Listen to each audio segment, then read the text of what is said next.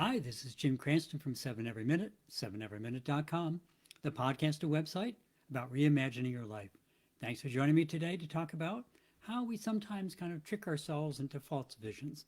So let's get started. If you like what you hear today, please leave a like, tell your friends, send me a message. Thanks for joining me tonight for a little bit more about kind of goals and setting a realistic vision. But first, if you're on last week, remember I talked about my brother's friend, and it turns out he did get in contact with him, and he is still in Ukraine, keeping busy, helping where he can, and he is okay. Most important part. Because of who he is, I'm sure there are probably many stories, but the most essential pieces are that he's still helping out and that he's doing well. So I was very pleased to learn that.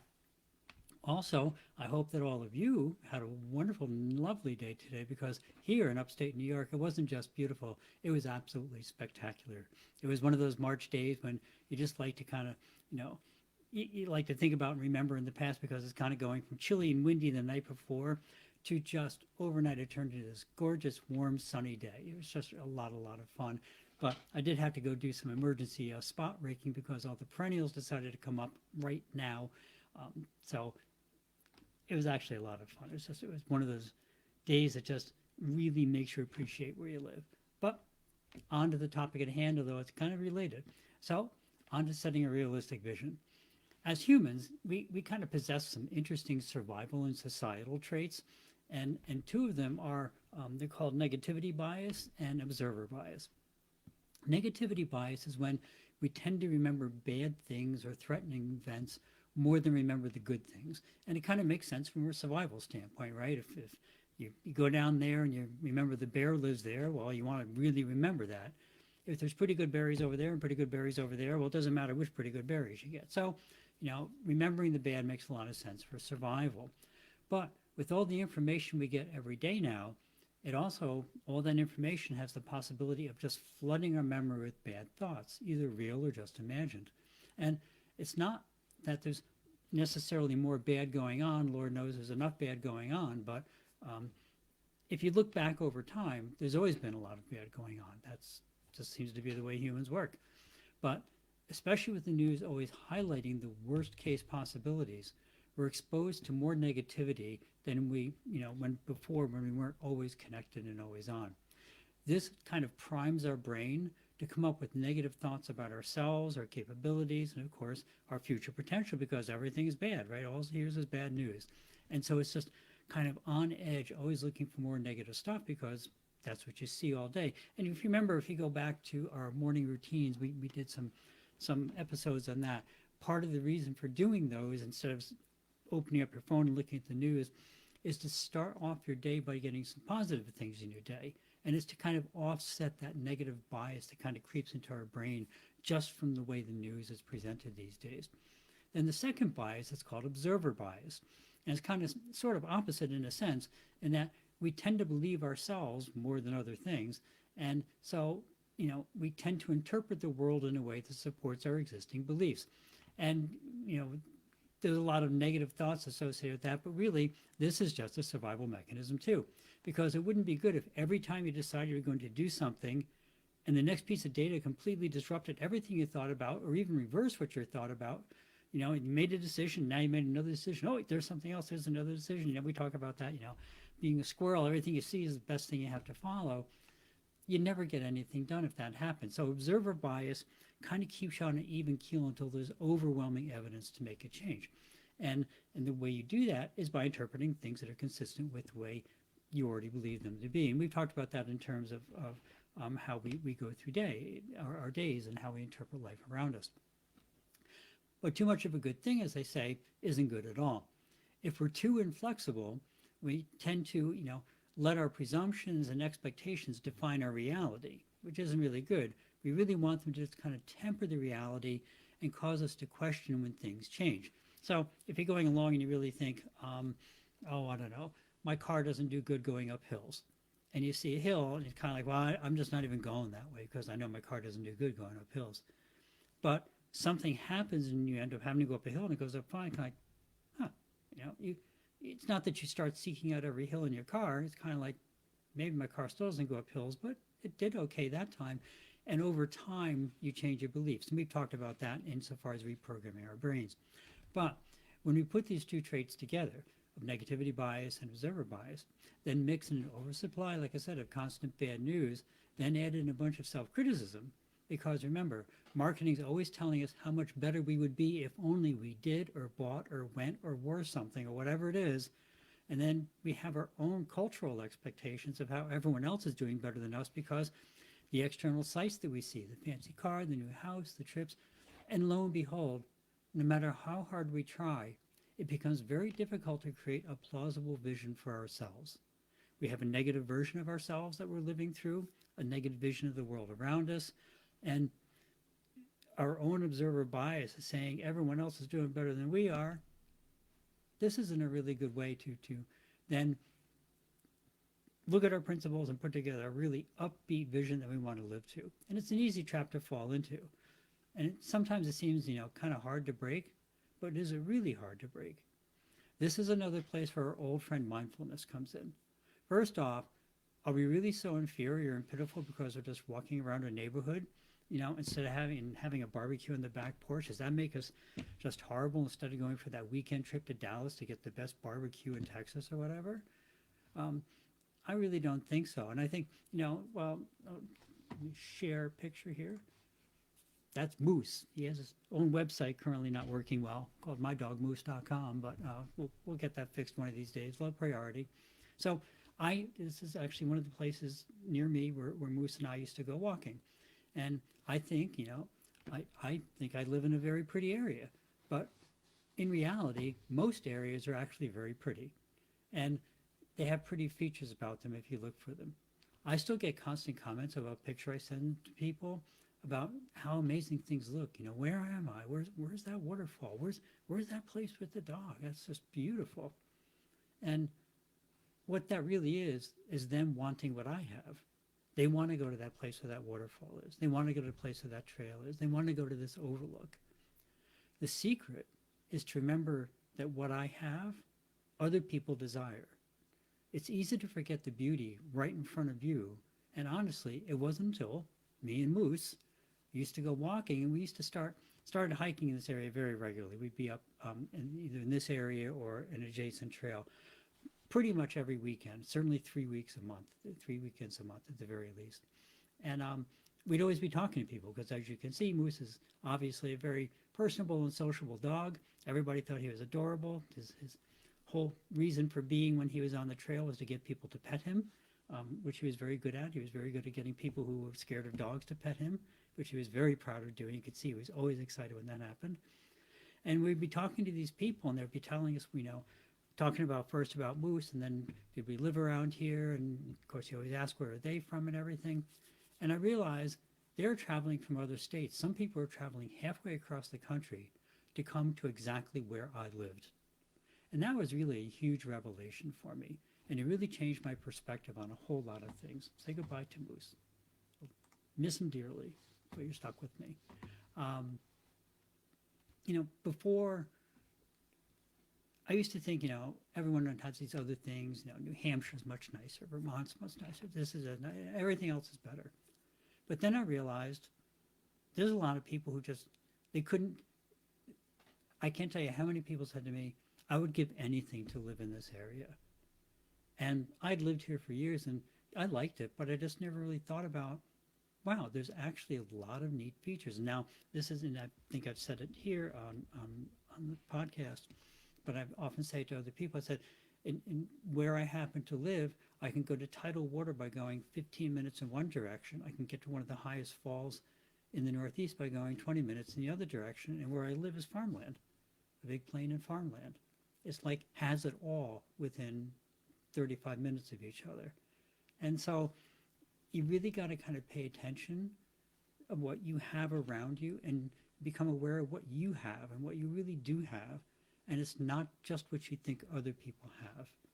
When you do those, when we take those two innate biases that we have, negativity and observer biases, and just by being mindful of what we have, we've really pretty much canceled out the negativity bias because we remember that we do have a lot of things. We do have friends. We may not be the best looking person in the world, but some people think we're okay. At least, not everybody covers their face when we go by them on the street. And if they do, it's probably their problem anyway. So, the negativity bias is created by us perceiving that we're missing something, whether it's a physical thing in our lives, our personality traits, looks, wealth, the list goes on and on. Marketing makes sure there's lots of things that you want.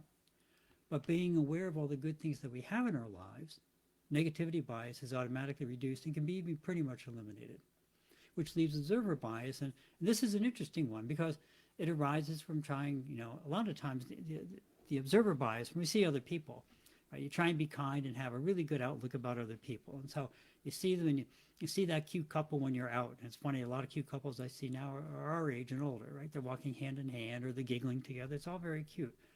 And you immediately, at least I certainly immediately, I tend to imagine what a wonderful life they must have. Maybe they're traveling. They seem so in love. Maybe they're retired. They look like they're retired. And the list goes on and on and on. We build this big story about what? About looking from a single snapshot into somebody else's lives. For all we know, they're so happy because they just survived a bad car crash yesterday, and they're present enough to live in the moment enough that they seek out joy to realize how fortunate they are. But that's not what we think. We think, oh, it's, boy, to be like those people. I heard him talking about, who is it, Norwegian inland cruise, probably they go cruising every week and they probably have, a house somewhere else. And you put all this stuff together. And there's this observer bias that we put into it because we want them to be happy. By thinking they're happy, then we build it up so that it's fantastically happy. And that leaves us what? We just torment ourselves over all the things that we don't have. And even worse is when we do that, we're choosing these things as happiness. If we see somebody with a big car, we choose to interpret that must make them happy. When in reality, perhaps every night when they get home, it's kind of like, can't believe I bought this stupid car. I can barely afford the car payment. So we create this whole world and then use it to torment ourselves. We've talked about this before, right? So, you look at anything and how we interpret it is totally up to us. And if we start assuming things about other people's lives based, again, either upon a single snapshot or these external influences, all we're doing to ourselves is putting ourselves in this position of putting ourselves down, thinking they must have all these things and I don't have them, so I'm inferior. And so they get back to trying to set our vision, like, well, my vision is to be like them.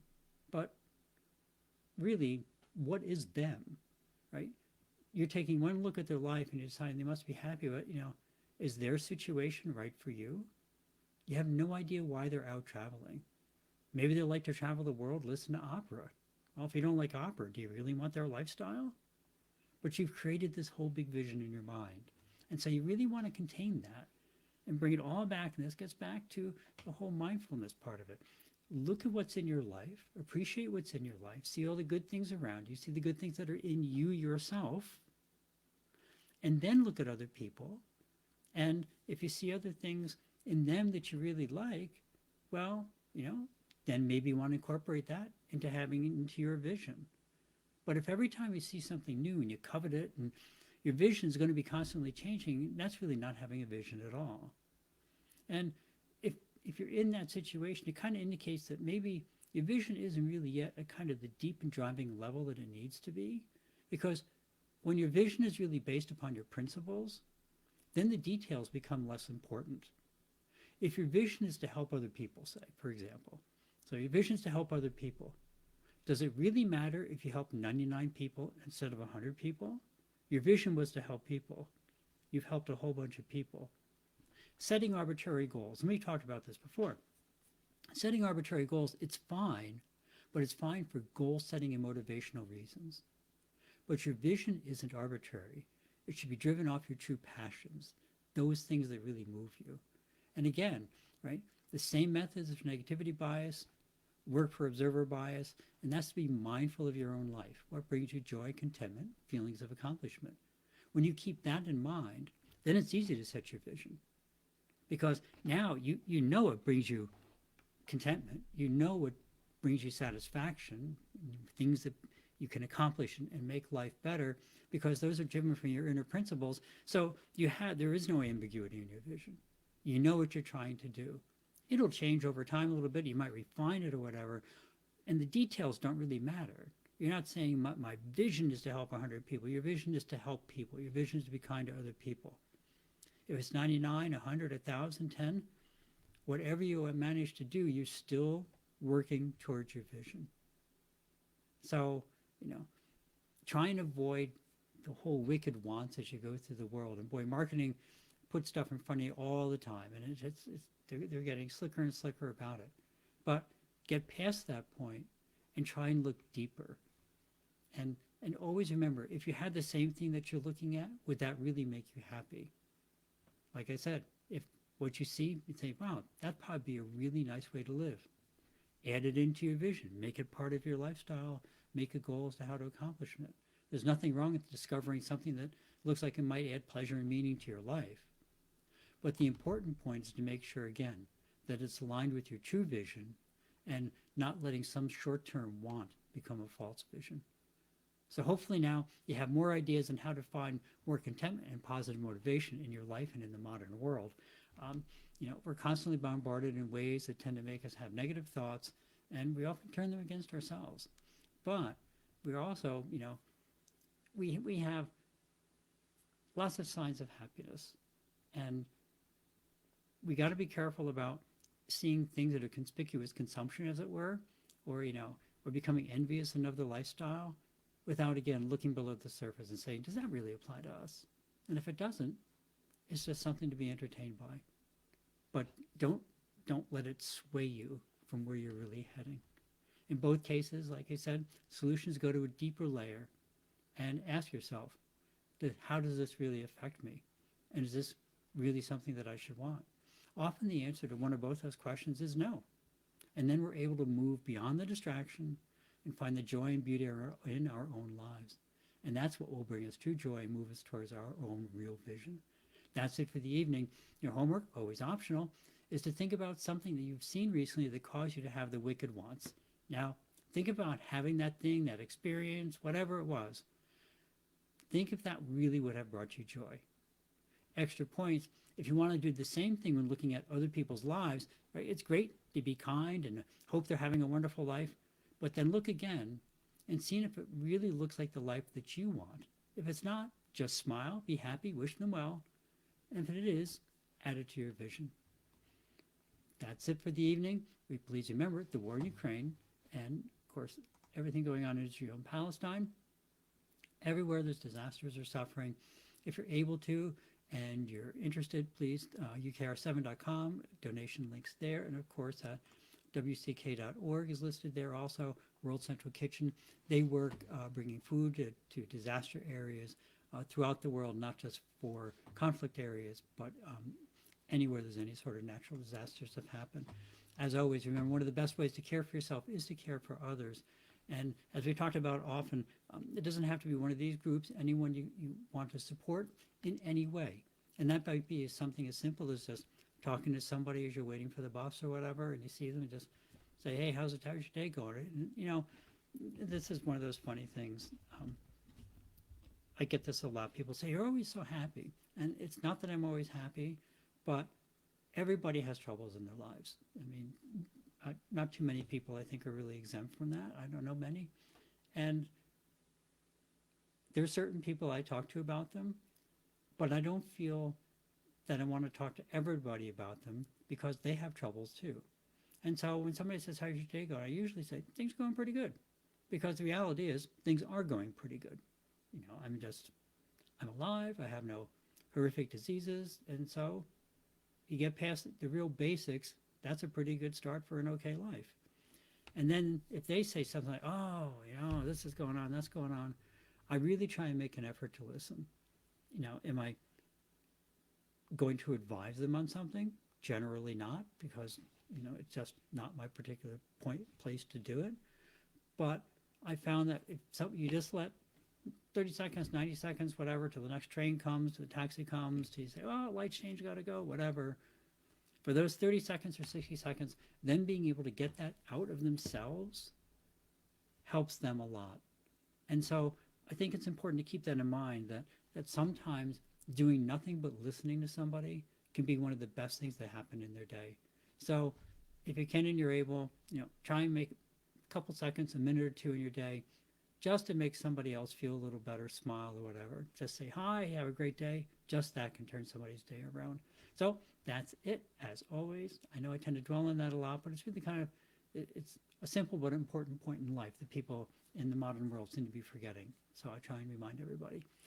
As always, thank you for stopping by. If you found something interesting or useful, please pass it along. Please hit that like button. If not, please drop me a comment as to what you'd like to hear. Have a great week. Remember to live the life that you dreamed of, because that's the path to true contentment.